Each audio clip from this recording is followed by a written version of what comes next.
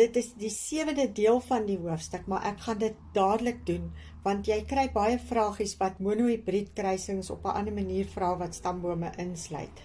Nou ons definisie van 'n stamboom sê, dit word gebruik om die oorerwing van 'n kenmerk in 'n familie oor 'n aantal nageslagte te bestudeer, of generasies te bestudeer. Hier het ek nou van die internet af 'n Engelse stamboom, hulle noem dit 'n pedigree diagram, goed afgetrek. Die dominante geen, daar's hy, word geskryf met 'n hoofletter H en die normale geen klein lettertjie H. So almal van ons wat dit nie in die familie het nie, gaan klein h wees. Die vierkante is die mans en seuns. Onthou, hulle is altyd rigied, manne, né? En die ronde, sagte rondinkies is die vrouens en dogters van 'n stamboom.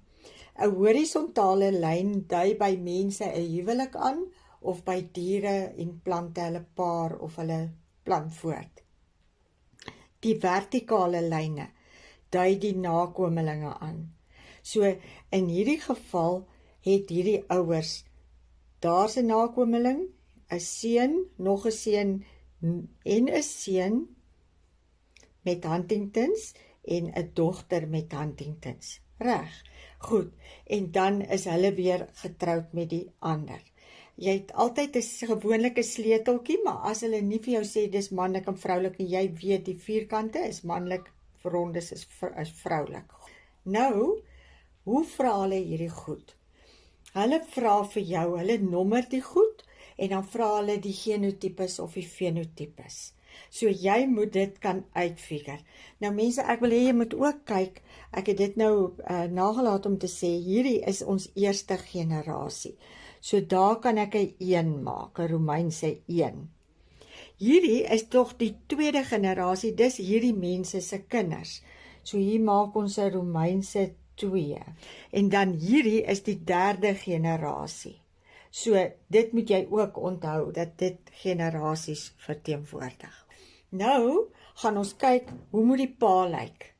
Die pa is normaal, want die wit vierkante en sirkels, so die pa kan glad nie, hy kan nie die hoofletter H hê nie, want dan gaan hy nie normaal wees nie, want dis 'n dominante geen, nee.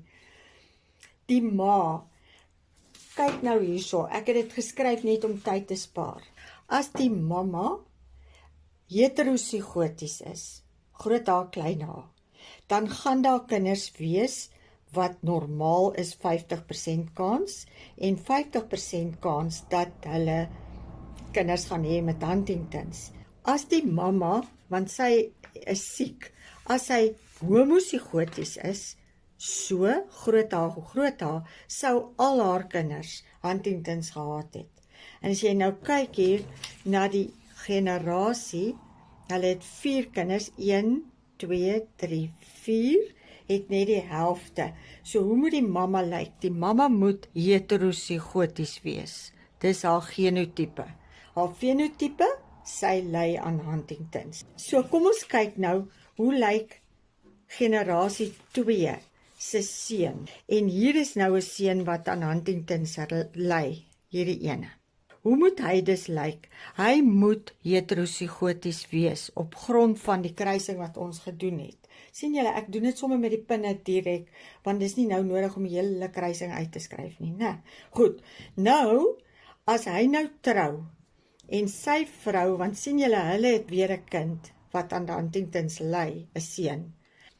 As hy nou trou met 'n vrou, hy is 'n heterosigoot, hier het ek dit geskryf, daar's hy, die seun, die heterosigoot, en dan die seun se vrou is normaal, so sy kan net klein h wees.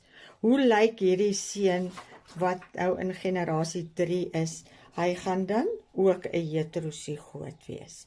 En so figure jy dit uit. Ek het 'n ander oulike voorbeeld wat ek gou vir julle wil wys, en dit is van albinisme. Hierdie diagrammetjie het ek ook van die internet afgekry. Hierso is die normales. Jy moet mooi kyk na jou sleutel. Partykeer kleur hulle die normales in en hou hulle die die wat siek is of die eienskap het, hou hulle wit. So die albinos, hulle is wit. So ons weet, as Bill is die oupa in die eerste generasie, hy is 'n albino, so hy kan net klein a wees. Stem jy saam? Want jy moet nou onthou, dis nou nie soos Huntingtons nie, hierdie is 'n resessiewe geen. Maar nou wil ons vir Pam bepaal. Hulle gaan nou vir jou in die eksamen sê, wat is Pam se genotipe? Ons sien, daar kan nou 2 maniere wees, want sy is nie siek nie. Sy's normaal, sy's 'n normale vrou. So, Bill weet ons, die bekende is Bill. Ok, as Pam homozigoties was, dan het jy by al die nakomelinge, mense sien julle, ek skryf die dominante geen eerste, jy moet dit so hou hoor, al hierdie kinders is normaal. Goed, indien Pam heterozigoties was, dan sou dit 'n ander storie gewees het, né? Dan sou 50% van die kinders is daar 'n kans, en dit is darm nie in die diagram so nie, so ons aanvaar al die kinders is heterozigote.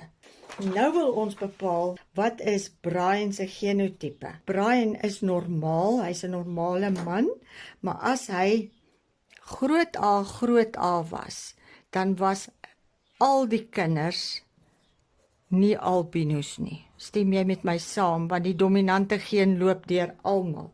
So dit is nie dit nie, so ons veeg gou hierdie uit. So wat moet Brian wees? Hulle het 'n seun Sam, wat 'n albino is. So Brian is waarskynlik ook 'n draer van die albino geen. So daar het jy 25% kans dat almal die normale geen het. Hier lyk hy so, en hierdie is Sam. So kom nou net vir jou 'n bietjie lig, daar sit Sam, né? 'n albino.